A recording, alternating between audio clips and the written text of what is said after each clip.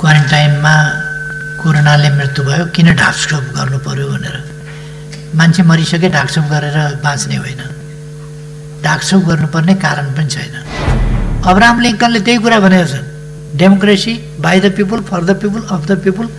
त्यो उनले उहिले भनेका छन्, of the people, by the people, for the people. जाडोमा ज्याकेट लाउन पाउनुपर्छ, जाडोको बेला सिरा गोडेर सुत्नुपर्छ भन्दा कसको डेमोक्रेसी हुन्छ? यो नेपालीको डेमोक्रेसी भने अरू डेमोक्रेसीको काम छैन।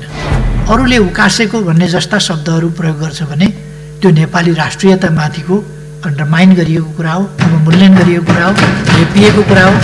त्यो कुरा हामी त्यसलाई उचित ठान्दैनौँ र त्यसलाई अस्वीकार गर्दछौँ, त्यसलाई खारिज गर्दछौँ। त्यो उपयुक्त होइन। विश्वमा 19वटा राष्ट्र गुलाम भएनन्। गुलाम नभएका 19वटा राष्ट्रमध्ये एउटा राष्ट्र नेपाल। त्यो गुलामी नस्वीकार्ने, बरु ज्यानको बाजी राखेर लड्न तयार हुने। त्यो ब्रिटिसको प्रवेशलाई विशाल चीनले रोक्न सकेन, विशाल भारतले रोक्न सकेन, सानो नेपालले रोक्यो। नेपालसँग तोप थिएनन्, बमगोला थिएनन्, केही थिएनन्। खुकुरी नामको एउटा सानो चक्कुको भरमा आफ्नो स्वाभिमान रक्षा गर्ने बहादुरीले रोक्यो। नीतिगत भ्रष्टाचार भएको छ हुन्छ भन्ने होइन भने पनि सबै नेपाली जनतालाई थाहा छ भनेर भन्नुभयो। कुन कुन जनतालाई थाहा छ कुनै त्यो मैले चाहिँ देखाएको छैन। यो एउटा आग्रहपूर्ण अभिव्यक्ति हो। सत्तामा बस्नेले खान्छन् भन्ने एउटा अभिव्यक्ति। त्यो 15 दिन तालिम लिँदा हुने कुरा कमसेकम। सेनाले आफै चाहिँ त्यो ओभनमा यसो सेकाएपछि भुक्क भइहाल्छ, भइगयो नि। त्योभन्दा पौष्टिक के हुन्छ? ताजा खाने। अनि कहिले बनाएको, कहाँबाट ल्याएको, कसले ओसारेको, बेकारको त्यस्तो आफै बनाएर खाऊ भनेपछि अहिले सेना अलिक बलियो पनि भएछ। पहरामा जहाँ बाँदर जान सक्दैन त्यहाँ सेना गएर बाटो बनाएको छ। अहिले दार्चुलामा 87 किलोमिटर बाटो हामीले सेनालाई बनाउनु दिएको छ दार्चुलामा। कतिपय साथीहरूमा अलिक सजिलो छैन भन्ने पर्या छ। सजिलो काम होइन यो, सजिलो छैन। सजिलो भए त अघिल्लाहरूले पनि गरिहाल्थे। यो गाह्रो काम हो। त्यसकारण यो गाह्रो काम भए पनि हुन्छ, गरिन्छ। र यो 3 वर्ष बाँकी छ। यो 3 वर्षभित्र ल्याइसकिन्छ फिर्ता भन्ने मलाई लाग्छ।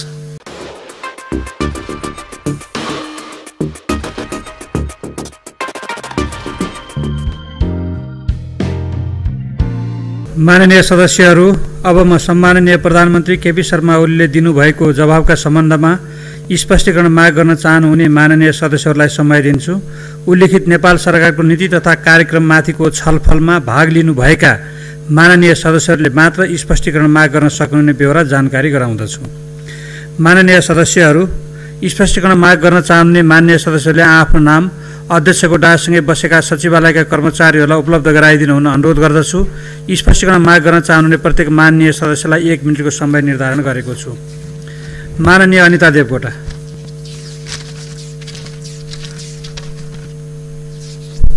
सम्माननीय अध्यक्षज्यू मार्फत सम्माननीय प्रधानमन्त्रीज्यूलाई प्रश्न गर्न चाहन्छु। बाँकेको नरेनापुरमा क्वारेन्टाइनमा एकजना युवकको मृत्यु भयो। यो घटनाले देशैभरिको क्वारेन्टाइनको अवस्था दर्शाएको छ। यसबाट पाठ सिकेर देशैभरिका क्वारेन्टाइनलाई सुधार गर्न तत्काल आवश्यक पहल कदमी गर्ने कि स्वास्थ्य मन्त्रालयले नै कोरोनाबाट मृत्यु भएको भनी किटान गरिसकेको अवस्थामा उक्त मृत्यु अन्य कारणले भएको हो भनेर ढाकछोप गर्ने भनी म सम्माननीय प्रधानमन्त्रीज्यूलाई प्रश्न गर्न चाहन्छु। त्यसैगरी कोरोना उपचारमा सामान खरिद प्रक्रियाको अनियमितता बारेमा कहाँसम्म पुग्यो यो छानबिन भनेर म प्रश्न गर्न चाहन्छु। माननीय जितेन्द्र नारायण देव। सम्माननीय अध्यक्ष महोदय, म सम्माननीय प्रधानमन्त्रीज्यूलाई सन् 1948 मा प्रकाशित तथा ह्यान्स मर्जेन्थौद्वारा रचित पुस्तक पोलिटिक्स अमङ नेसन्स हेर्न सादर सल्लाह दिँदै नेपाल भारत बीच देखिएका सीमा सम्बन्धी समस्याको स्थायी रूपमा समाधान निकाल्न प्रधानमन्त्री स्तरमा वार्तालाप हुन नसक्नुको पछाडि के कारण देख्नुहुन्छ? स्पष्ट पारिदिनुहुन्छ कि? माननीय तारादेवी भट्ट।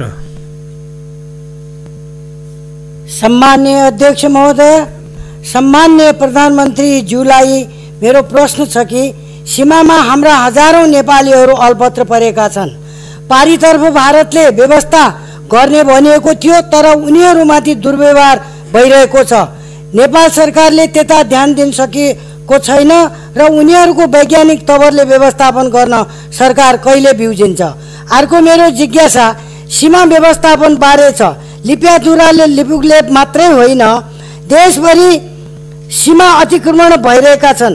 हामीले आफ्नो भूमिमा केही संरचनाहरू बनाइरहँदा भारतीय एसएसबीहरू आएर भत्काइरहेछन्, तर उनीहरूले निर्वाध रूपले हाम्रो जमिन मिची निर्माण कार्य गरिरहेछन्। सीमा व्यवस्थापन गर्न हामीले बजेट माग गरिरहेका छौँ, त्यो अहिलेको बजेटमा आउँछ कि आउँदैन? धन्यवाद।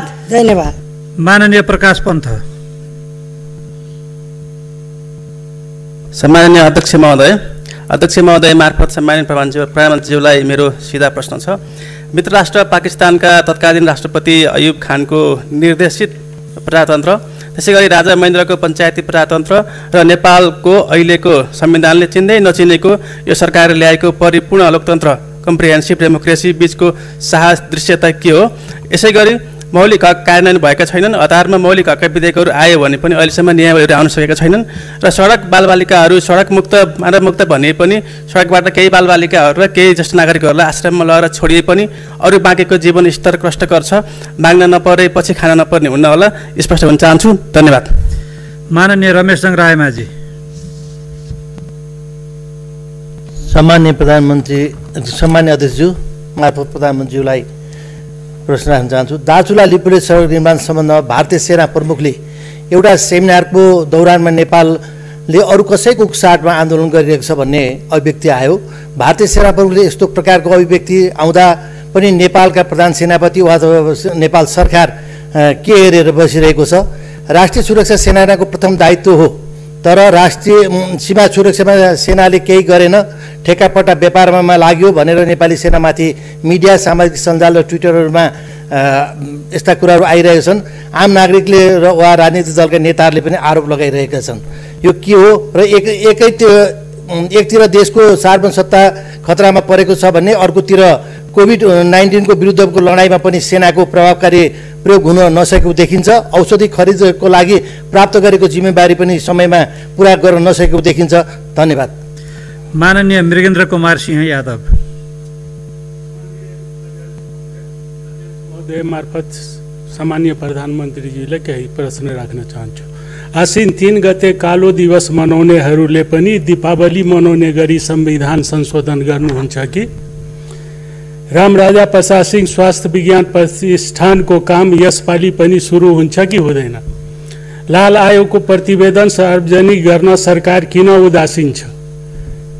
एमसीसी सम्झौता सम्बन्धमा पनि केही प्रधानमन्त्रीजीको भनाइ छ कि? माननीय रेशम चौधरीलाई अपराधी जस्तो थुनिराख्नु कतिसम्म ठिक हो, यसमा प्रधानमन्त्रीजीको के भनाइ छ? धन्यवाद। हे प्रधानमन्त्रीज्यू, यसमा विचार गरिदिनु होला। माननीय प्रमिला कुमारी।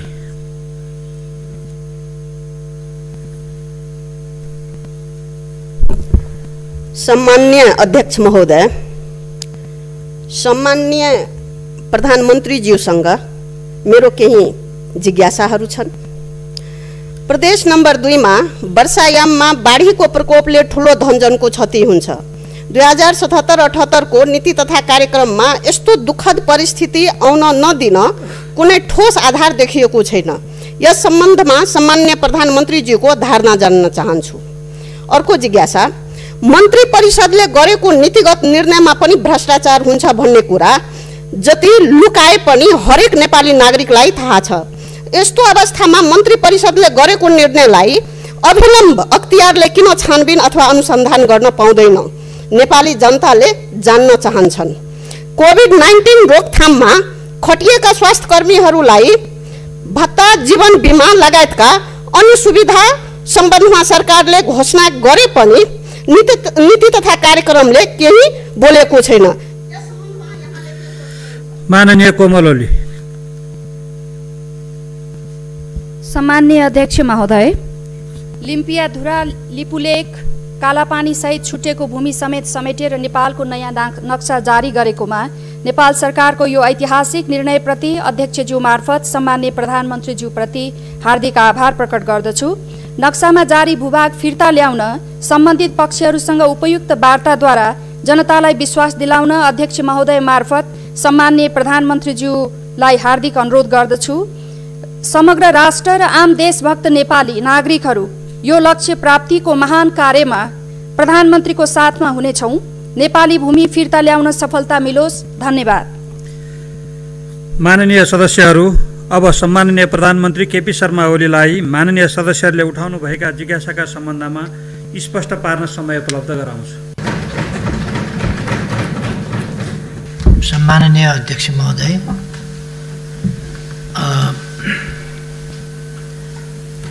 एउटा प्रश्न चाहिँ क्वारेन्टाइनमा कोरोनाले मृत्यु भयो, किन ढाकछोप गर्नु पर्यो भनेर।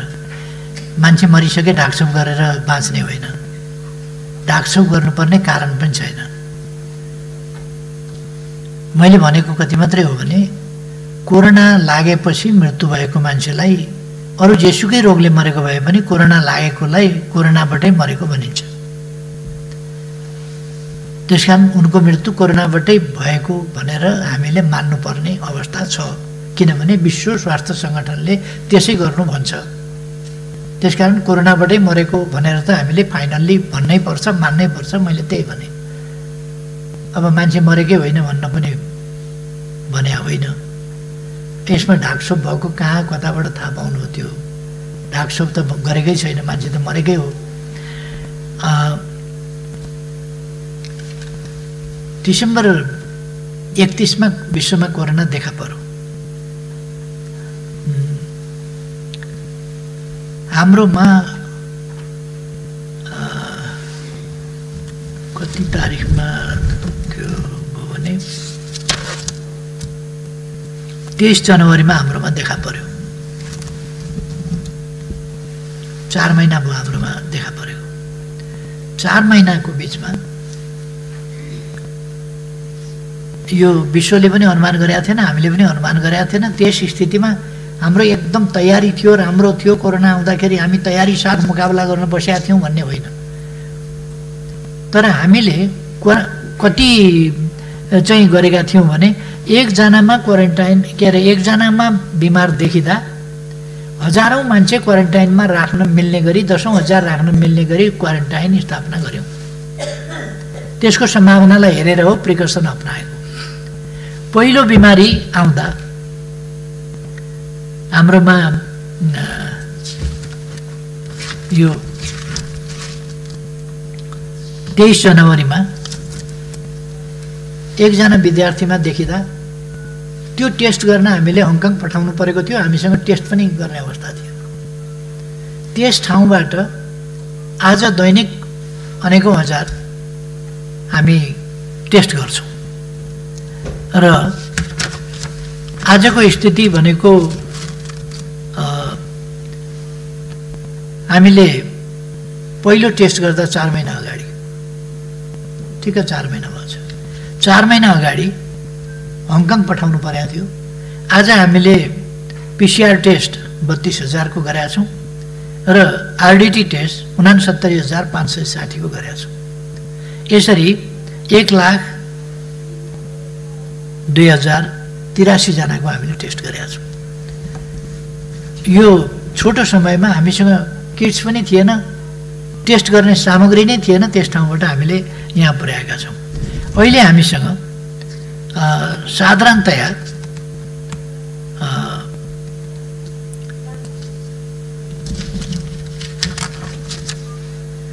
57,904 जना व्यक्तिलाई राख्ने क्षमता हामीले तयार गरेका छौँ। तर मान्छे त्यति राख्न नपरेको हुनाले त्यसमा विश्व ब्याङ्कको स्ट्यान्डर्ड भएको छैन भन्ने कुरा, अथवा राखेकै ठाउँमा पनि विश्व ब्याङ्कको स्ट्यान्डर्ड भएको छैन। किन हाम्रो तयारीभन्दा छिटो मान्छेको सङ्ख्या वृद्धि भएको छ अथवा हाम्रो तयारीको त्यो मात्राभन्दा बढी गएको छ। त्यसकारण यसमा एकदम स्ट्यान्डर्डमा गइसक्यो भन्ने होइन, हाम्रा प्रयासहरू जारी छन्। यो अप्रत्याशित कुरा हो।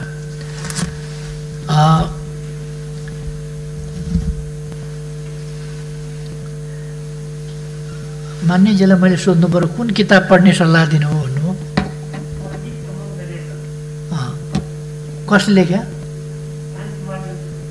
कहिले?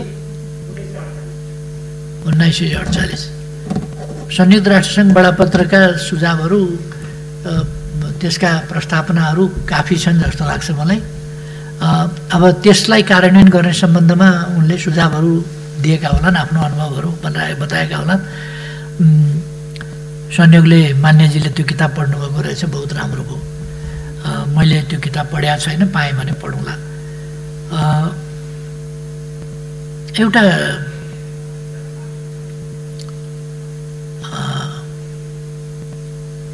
प्रधानमन्त्रीहरूका बीच किन कुरा भएन भन्ने कुरा चाहिँ प्रधानमन्त्रीहरूका बीचमा दैनन्दिन कुरा हुँदैन। दुईटा देशका प्रधानमन्त्रीका बीचमा अलिक अगाडि कोरोना सुरु भइसकेपछि पनि अलिक अगाडि मेरो कुरा भएको थियो, तर अब सधैँ कुरा हुने कुरा भएन। कुटनीतिक च्यानलबाट सचिव स्तरमा कुरा हुने भन्ने हाम्रो तय थियो। त्यो तय भएको कुरा पर सरिराखेको छ। त्यो एकैचोटि हामीले प्रधानमन्त्री तहमा मात्रै कुरा गर्ने भन्ने पनि हुँदैन। यो डिप्लोमेटिक लेभलमा कुरा गर्ने भन्दाखेरि विभिन्न तहमा उनीहरूका कुरा पनि सुन्दै हाम्रा पनि बताउँदै त्यसरी जाने चलन हुन्छ र अनि अन्तिममा गाँठो फुकाउनु पर्दाखेरि प्रधानमन्त्रीहरू बस्छ। सुरु प्रधानमन्त्रीबाट गर्दैनन्, सुरु अरू तहबाट गर्छन् र अन्तिममा बिट मार्छन् प्रधानमन्त्रीबाट। हामीले त्यही विधि अपनाएका छौँ। र अर्को, अघि मैले त्यत्रो व्याख्या गरेँ कम्प्रिहेन्सिभ डेमोक्रेसीको, कुन देशको तानाशाहसँग के मिल्छ, के फरक पर्छ, कुन देशको तानाशाहसँग के फरक पर्छ भने अचम्म लाग्यो।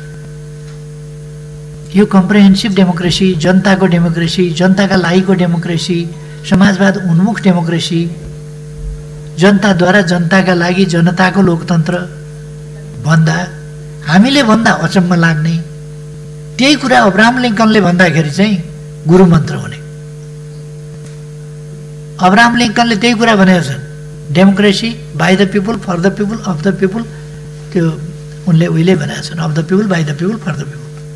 डेमोक्रेसी जनताबाट हुनुपर्छ, जनताका लागि हुनुपर्छ, जनताको हुनुपर्छ, जनताबाट हुनुपर्छ। अब्राहम लिङ्कनले भनेका छन्। अब्राहम लिङ्कनको त काट्ने कोही जुवान छैन होला।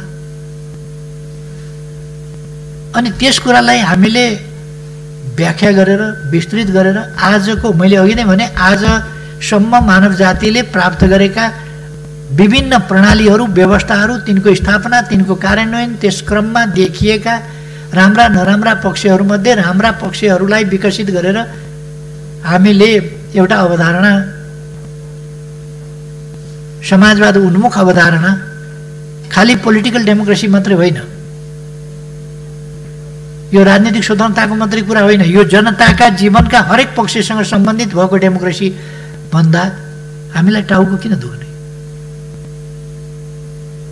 मान्छेको छोराछोरी खाना नपाएर अभिभावकविहीन भएर सडकमा मागेर हिँड्छ अनि डेमोक्रेसी हेरेर बस्छ। त्यस्तो डेमोक्रेसी हुँदैन। राजनीतिक स्वतन्त्रता मात्रै भनेर हुँदैन। त्यसकारण मैले डेमोक्रेसीको सम्बन्धमा भने त्यो बच्चालाई नदेख्नु, त्यसको बन्दोबस्त नगर्नु भनेको मानवीय सभ्यताको आजको समय अनुसार अनुकूल भएन त्यो। त्यसकारण हामीले डेमोक्रेसीलाई सर्वोत्कृष्ट कसैसँग मिल्दैन, नेहरूसँग पनि मिल्दैन, बिपीसँग पनि मिल्दैन, अरूसँग पनि मिल्दैन। यो अवधारणा विकास हुँदै आएको छ। बिपी कोइरालाले विकास सम्बन्धी एउटा अवधारणा अगाडि सार्नु। उहाँले के भन्नुभयो भने एउटा सानो घर, एक हल गोरु, एउटा लैनो गाई, सानो बारी, त्यो परिकल्पना गर्नु उहाँले। दुध भात खान पाउने परिवार, एकल गोरु भएको परिवार, त्यतिमा नेपाललाई पुर्याउने त्यस बेलाको एउटा कुरा थियो। एउटा विकास सम्बन्धी परिकल्पना बिपी कोइरालाले गर्नुभयो। महेन्द्रले अलिकति फरक परिकल्पना, आधारभूत आवश्यकता खान, लाउन, बस्न, शिक्षा र स्वास्थ्य प्राप्त गर्न पाउने गरीको जीवनस्तर हुनुपर्छ भनेर 5 आधारभूत आवश्यकताको अवधारणा महेन्द्रले ल्याए। त्यो पनि विकास सम्बन्धी नेपाली समाजमा रहेको अवधारणाको एउटा अलिकति एडभान्स रूप हो। पहिले बिपीले आम जनताको बारेमा सोचेर त्यो ल्याए, पुष्पलालले त्योभन्दा धेरै व्यापक डेमोक्रेसीको सम्बन्धमा, जनताको डेमोक्रेसीको सम्बन्धमा ल्याए र ती सबै अवधारणाहरू आज पुराना भए। त्यसकारण हामीले परिपूर्ण जनताको जीवनका सबै पक्ष र पछाडि परेको मान्छे अगाडि बढ्ने, पर क्यापिटा इन्कम र जीडीपी नापेर देशको आर्थिक उन्नतिको हिसाब गर्ने होइन, ह्याप्पिनेस इन्डेक्स, जनताको खुसीका मापदण्डहरू। अहिले एसडीजीले तिनै खुसीका मापदण्डहरूको कुरा गरेका छ। मान्यजीहरू कुन पुराना डेमोक्रेटिक थ्योरीहरू परिभाषा, नागरिक शास्त्रका परिभाषाहरूमा अल्मलिनु भएको छ। आज जमाना धेरै अगाडि बढिसक्यो।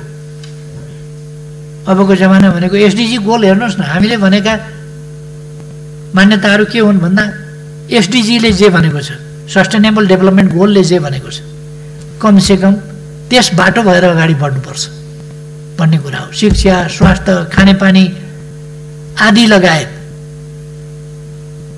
स्वास्थ्य सबै क्षेत्रमा, जबको सम्मान आदि क्षेत्रमा, यी सबै क्षेत्रमा चाहिँ आज डेमोक्रेसी हेरिन्छ। डेमोक्रेसी वाक प्रकाशन, फ्रिडम मुभमेन्ट आदिमा मात्रै डेमोक्रेसी नापिँदैन। तपाईँले हरेक चिज, खानाको थालमा डेमोक्रेसी नापिन्छ। स्वस्थकर खाना छ कि छैन, पौष्टिक खाना छ कि छैन, आवश्यक मात्राको न्युट्रिसन छ कि छैन, त्यसमा हेरिन्छ। खाना मात्रै भएर हुँदैन, उपयुक्त खाना हुनुपर्छ। वस्त्र लगाएको वस्त्रमा डेमोक्रेसी हेरिन्छ। फाटेको छ कि ठिकै छ, जाडो छेक्ने छ कि छैन। डेमोक्रेसी नापिँदाखेरि जाडो छेक्ने छ कि छैन त्यो कपडामा पनि नापिन्छ। अब जाडोमा ज्याकेट लाउन पाउनुपर्छ, जाडोको बेला सिरा गोडेर सुत्नुपर्छ भन्दा कसको डेमोक्रेसी हुन्छ? यो नेपालीको डेमोक्रेसी भने अरू डेमोक्रेसीको काम छैन। त्योभन्दा उन्नत स्तरको डेमोक्रेसीको कुरा गरे हो। त्यसकारण यसमा कन्फ्युजन नराखौँ। हाम्रो डेमोक्रेसी कम्प्रेहेन्सिभ, त्यसै कारण भनेको मैले कम्प्रेहेन्सिभ छ। यो पिपुल्स डेमोक्रेसी हो। त्यसकारण पिपुल्सको लिभलीहुडसँग सम्पूर्ण पक्षमा यसले सरकार राख्छ।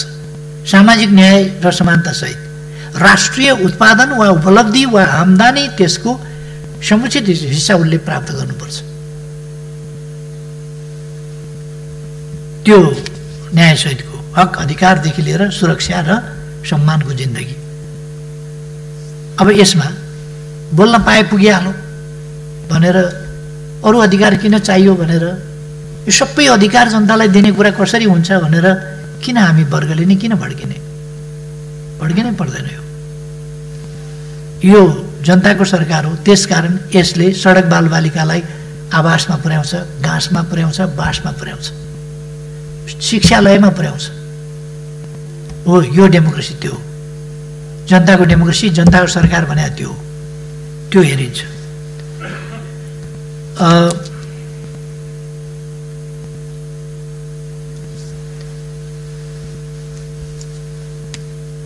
नेपाली सेनाले अरू कुनै देशको सेना बोल्यो भनेर त्यो वाद प्रतिवाद गर्ने सेनाको काम होइन। कुनै देशले सेना बोल्न लगाउँछ भने त्यो पनि उपयुक्त होइन। विभिन्न आफ्ना ठाउँबाट जवाफ र हामी सवाल जवाफमा फास्ट हुनुपर्ने आवश्यकता पनि छैन।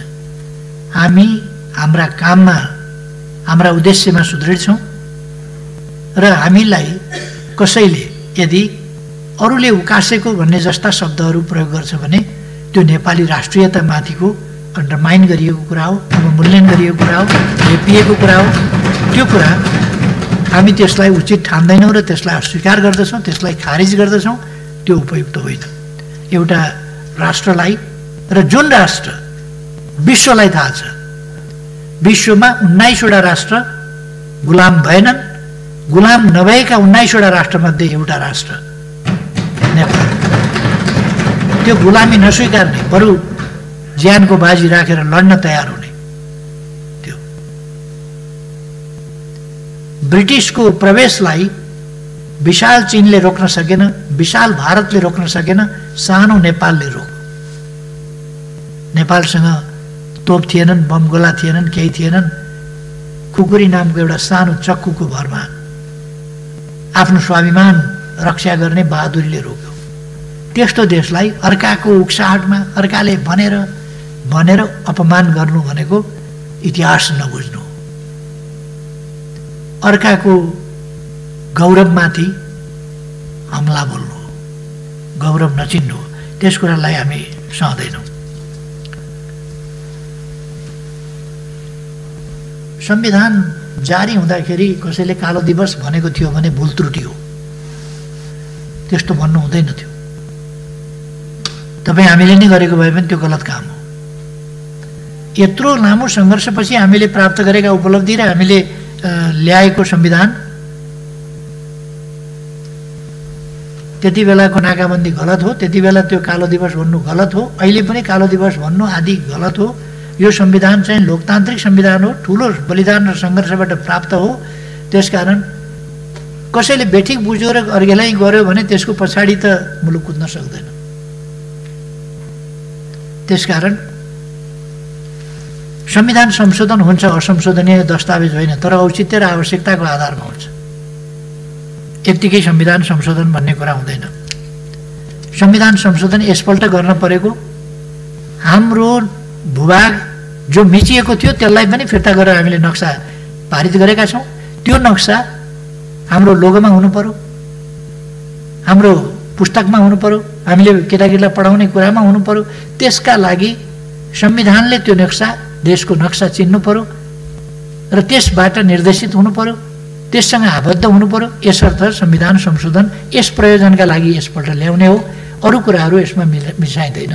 अरू कुरा कतिपय जायज कुराहरू छन् भने, मर्का परेका कुरा छन् भने, क्षेत्र जाति समुदाय कसैलाई पनि मर्का परेको कुरा छ भने यो सिँगै नेपालको संविधान हो, सिँगै नेपालीहरूको संविधान हो। त्यसकारण नेपालीहरूको हक हितका लागि यदि नेपालीहरू कोही कुनै प्रकारको हकबाट वञ्चित छन्, कुनै प्रकारको अवसरबाट वञ्चित छन्, कुनै प्रकारको अधिकारका कुनै पक्षमा वञ्चित छन् भने वा समानताका हक प्राप्त गर्नबाट वञ्चित छन् भने संविधान संशोधन गर्नुपर्छ। त्यस्तो संविधान संशोधन हुन्छ, तर त्यो उपयुक्त समयमा छलफल गरेर हामी यस ठाउँमा भनेर। तर एउटा कुरा चाहिँ म फेरि दोहोऱ्याउँछु, त्यसो भनेर संविधान जारी हुनु कालो काम, संविधान जारी भएको दिन कालो दिवस, संविधान कालो दस्तावेज भन्ने कुरा गलत कुरा हो। त्यसकारण यो एक जमानामा भनिएछ, अब एउटा सेन्टिमेन्टमा जेसुकैमा भनिएछ भने पनि त्यसलाई अब चाहिँ छोड्नुपर्छ भन्ने मान्यज्यूमा मेरो आग्रह छ। अब चाहिँ छोड्नुपर्छ। यो यति साह्रो बेठिक अभिव्यक्ति दिन मिल्दैन, सुहाउँदैन।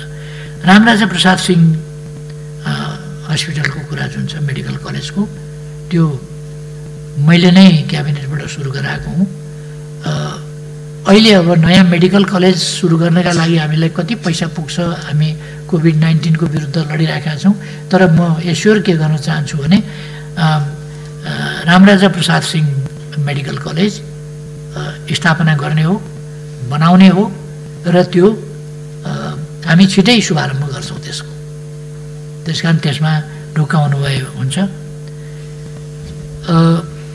नीतिगत भ्रष्टाचार भएको छ हुन्छ भन्ने होइन भने पनि सबै नेपाली जनतालाई थाहा छ भनेर भन्नुभयो। कुन कुन जनतालाई थाहा छ कुनै त्यो मैले चाहिँ देखाएको छैन।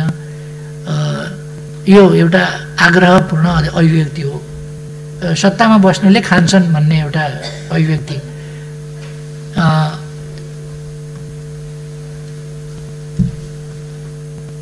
मैले पटक पटक भनेको छु, म भ्रष्टाचार गर्दिनँ, गर्न दिन्न। यो नकली अभिव्यक्ति होइन। यो किताबका माछा नखाने, खोलाका मात्रै खाने भने जस्तो होइन। यो दिउँसो टमाटर नखाने, राति लुकेर खाने भने जस्तो पनि होइन। यो साँचो अभिव्यक्ति हो र यसलाई म कार्यान्वयन गर्छु।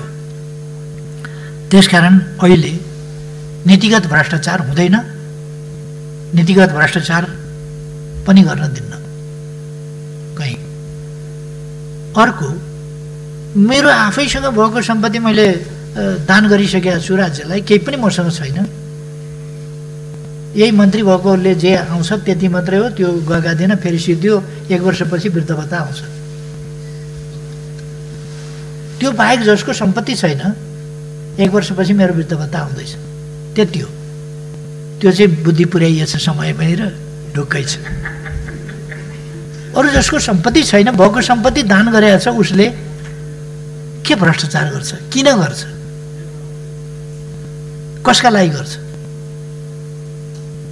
त्यसकारण यो भ्रष्टाचार नगर्ने कोही हुँदैन भन्ने जुन छ त्यो भ्रम छोडिदिउँ।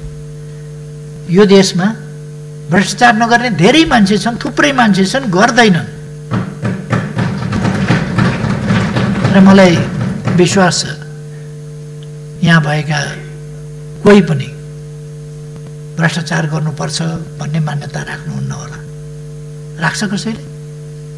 कोही भ्रष्टाचार गर्न तयार छैन, कोही भ्रष्टाचार गर्न मान्दैन। अब यदि झुट बोलेछ र छकाएर गर्न खोज्यो भने कारबाहीमा परिहाल्छ। त्यसकारण यो अलिकति जसले पनि भ्रष्टाचार नगरी छोड्दैन भन्ने जुन मान्यता छ त्यो गलत हो। केही भ्रष्ट हुन्छन्। आम रूपमा नेपाली जनता इमान्दार जनता हो, भ्रष्ट जनता होइन। आम रूपमा जनप्रतिनिधिहरू इमान्दार जनप्रतिनिधि हुन्, भ्रष्ट जनप्रतिनिधि होइन। सबै जनप्रतिनिधि भ्रष्ट, सबै प्रशासक भ्रष्ट भन्ने जुन मान्यता छ त्यो गलत हो। नेपाली सेनामाथि जुन एउटा सेनालाई पटक पटक विवादमा तान्न खोज्ने, बदनाम गर्न खोज्ने, व्यापारिक सेना भयो भन्ने, अब सेनालाई आफ्ना बुट आफै उत्पादन गर्न लगाउनुपर्छ। म त्यो लगाउँदैछु। आफ्नो ड्रेस आफै उत्पादन गर्न लगाउनुपर्छ। हरेक ठाउँमा हामी आत्मनिर्भरताको बाटोतिर जानुपर्छ। अनि थपक्क बुट किन्न छोडेर आफै उत्पादन किन गर्ने भनेर बिस्कुट किनेर पौष्टिक बिस्कुट भनेर 20-25 करोड भन्दा बढी चाहिँ नै उडाउने थियो। मैले सेनालाई भने के बिस्कुट किनिराखेँ, त्यो पाउरोटी साउरोटी के हुन्छ त्यो आफै बनाऊ न। त्यो 15 दिन तालिम लिँदा हुने कुरा कमसेकम। सेनाले आफै चाहिँ त्यो ओभनमा यसो सेकाएपछि भुक्क भइहाल्छ, भइगयो नि। त्योभन्दा पौष्टिक के हुन्छ? ताजा खाने। अनि कहिले बनाएको, कहाँबाट ल्याएको, कसले ओसारेको, बेकारको त्यस्तो आफै बनाएर खाऊ भनेपछि अहिले सेना अलिक बलियो पनि भएछ, तागतिलो पनि भएछ। पौष्टिक बिस्कुट खान छोडो, आफैले बनाएको केक खान्छ। अब व्यापारमा लाग्यो भन्ने, व्यापार बन्द गर्यो, प्रोक्युरमेन्ट बन्द गर्यो, किन्न छोड्यो, किन्न छोडेर आफै बनाउन थाल्यो।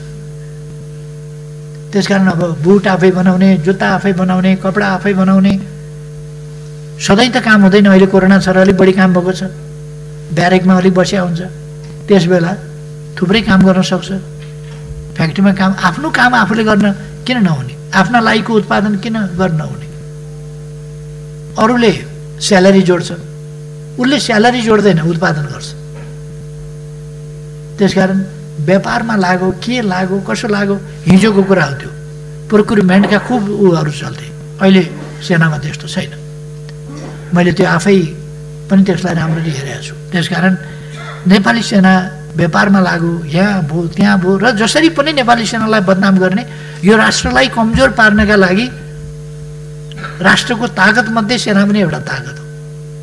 त्यसलाई बदनाम गर्ने, त्यसलाई जनताबाट डिट्याच गर्ने, त्यसलाई विभिन्न ढङ्गका आरोप लगाउने, त्यसको मोरल डाउन गर्ने, त्यस प्रकारका कुराहरू र उसले देश विदेशमा गएर जसरी काम गरेको छ त्यसलाई अन्डरमाइन गर्ने खालका कुराहरू उचित होइन।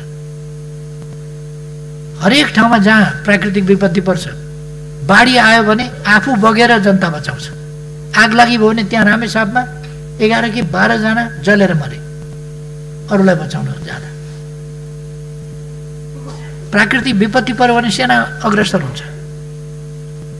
अहिले कोरोनाको मान्छे लिन चाइना जानु पर्दाखेरि अरू जान तयार भएन, सेना जानु पर्यो, ऊ तयार हुन्छ। हिजो अस्ति त्यहाँ धुलीखेलमा बितेको महिला कोही तयार छैन, त्यसमा सदगत गर्नलाई छुन कोही तयार छैन। नेपाली सेनाले मैले गर्छु भन्यो र 2 जना स्काउटिङ, उनीहरूले स्काउटहरूले हामी गर्छौँ भने हाम्रो कर्तव्य हो भने।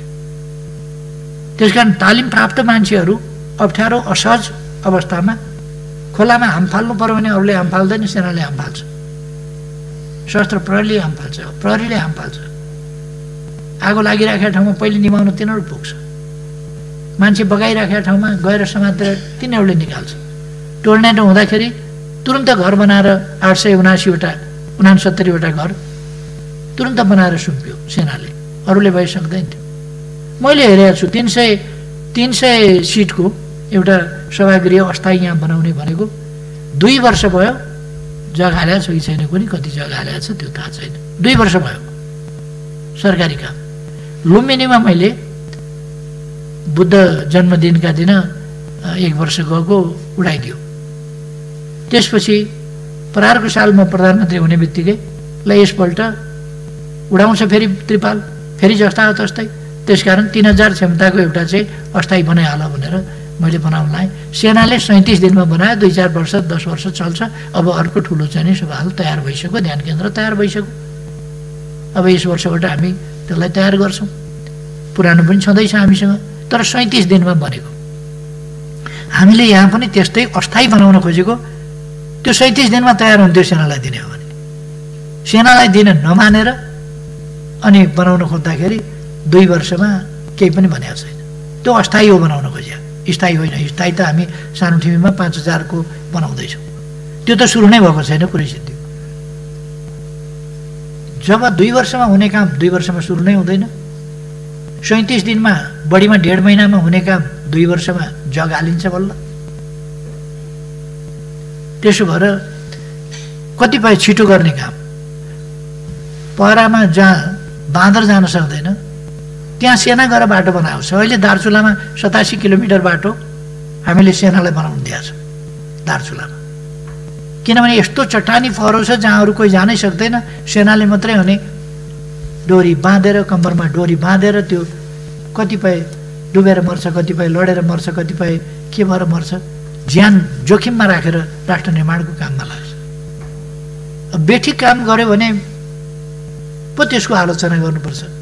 राम्रो काम गरिरहँदा पनि आलोचना यताउता नै अनेक प्रकारका स्वार्थका सम्भाग भएका कतिपय सञ्चार माध्यमहरूले यस्ता कुराहरूलाई उछालेका छन्। कतिपय व्यापारी घरानाहरूका स्वार्थहरू पुरा हुँदैन, उनीहरूको सामान सेनाले किनिदिँदैन, आफै बनाएर आफै चलाइदिन्छ आफ्नो जीविका। त्यसो भएपछि अनि सेनाको विरुद्ध हाम्रो सामान नकिनेर किन आफै थालिस् न्यु खोज्न थाल्छन्। यस प्रकार यो विभिन्न व्यापारिक गुटहरूका स्वार्थहरूका पछाडि पनि हामी कुद्नु हुँदैन, मेरो त्यो आग्रह छ साथीहरूलाई। र अतिक्रमित भूमि हाम्रो हो, लिम्पियाधुरा, लिपुलेक र कालापानी हाम्रो हो, हामी फिर्ता लिएर छोड्छौँ। त्यस अन्तर्गत हामीले प्रयास अगाडि बढाइराखेका छौँ। म साथीहरूलाई आश्वस्त पार्न चाहन्छु, नक्सा पनि हामीले निकालेका छौँ। कतिपय साथीहरूमा अलिक सजिलो छैन भन्ने पर्या छ। सजिलो काम होइन यो, सजिलो छैन। सजिलो भए त अघिल्लाहरूले पनि गरिहाल्थे, यो गाह्रो काम हो। त्यसकारण यो गाह्रो काम भए पनि हुन्छ, गरिन्छ। र यो 3 वर्ष बाँकी छ, यो 3 वर्षभित्र ल्याइसकिन्छ फिर्ता भन्ने मलाई लाग्छ। र म सबै मान्यजीहरूलाई धन्यवाद भन्न चाहन्छु। सबैलाई यो नीति कार्यक्रम बहुत राम्रो छ, यसको स्पिरिट राम्रो छ। त्यसकारण यसलाई यो प्रतिपक्षको धर्म पनि अघि पछि निभाउँदा हुन्छ, यसमा सहमति नै जनाउँदाखेरि पनि फरक पर्दैन। त्यसकारण म सबैलाई आग्रह गर्न चाहन्छु। धन्यवाद।